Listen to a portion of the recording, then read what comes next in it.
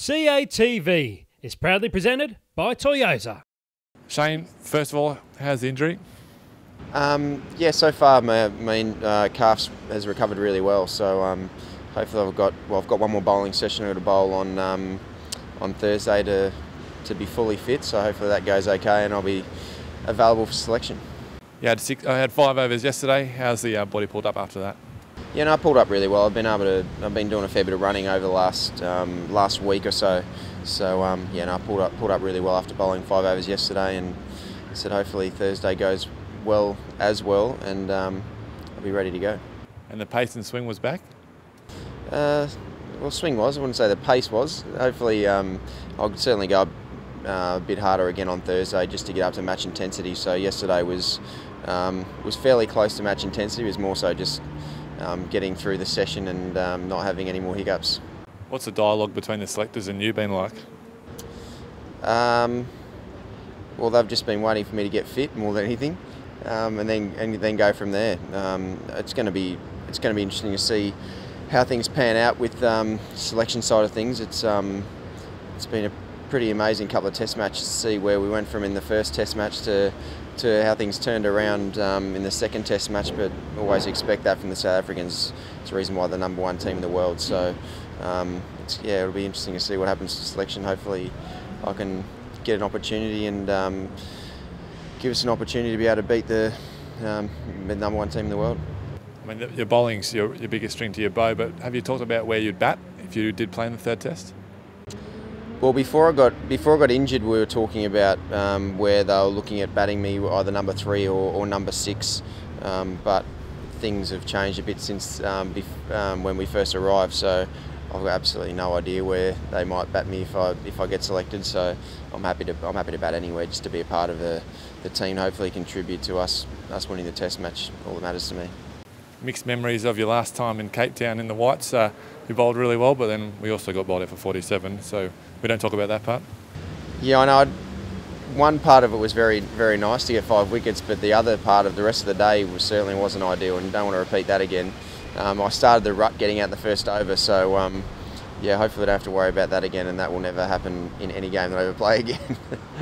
And what's the mood been in the camp with you being sort of outside the playing 11, running the drinks and stuff? It's been good to actually get to know the guys and spend a lot of time with the guys who haven't been playing.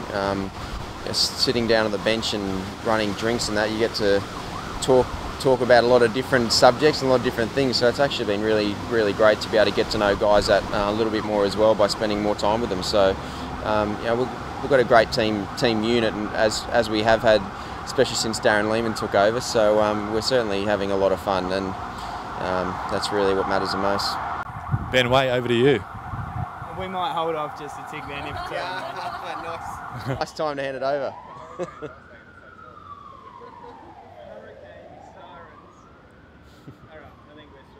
If you can just talk us through the frustrations of not being able to play. Yeah, I was very frustrated.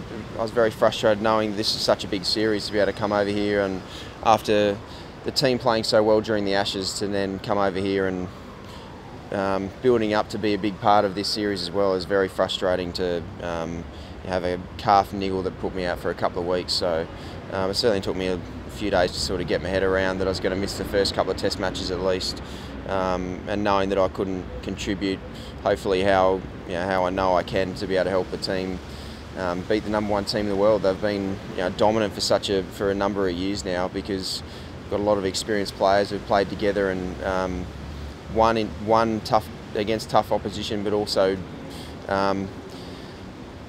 played tough cricket like they did in Adelaide in the last series when they drew out of nowhere as well. So it was disappointing. It's been very disappointing not to be a part of it and be out there to help contribute. But hopefully now, if I get an opportunity in the third Test, I can help out in some way. Has it become apparent that you need to bowl as well as bat?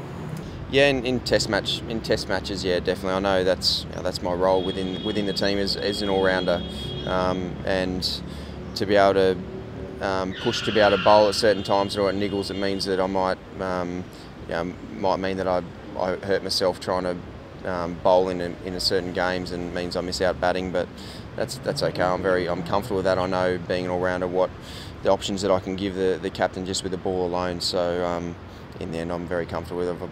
I've been an all-rounder my whole life, so it's the way it goes. And do you still think back about the non-referral from this test last year at the Wanderers with your dismissal? Well, I've tried to forget about it. Referrals aren't my strong point, so probably a non-referral is probably a better way to go than using it up when I've been out like I did during the Ashes in England. So I prefer to be out that way and just make a mistake by actually not referring it more than anything. But I know that started the rut in Cape Town, so hopefully I can do a better job this time.